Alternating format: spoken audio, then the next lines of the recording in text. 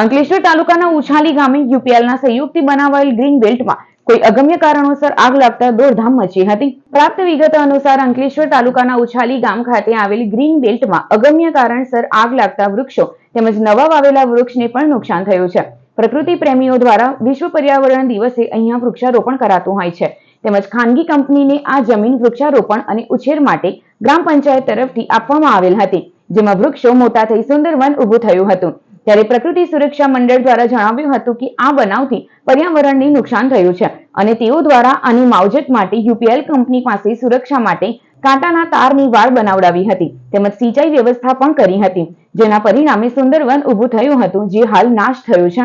હું જીતેશભાઈ પટેલ ઉછાલી પંચાયતના સભ્ય તરીકે છું અને અમારા ગામમાં ગૌચરમાં જે વનીકરણ કરવામાં આવેલું યુપીએલમાંથી તેમાં આગ લાગેલી છે, તો તેનો પંચાયત અને જવાબ પણ કરેલો છે અને ટીડીઓ સાહેબ અને મામલતદાર સાહેબને રિપોર્ટ પણ કરી આપેલો છે।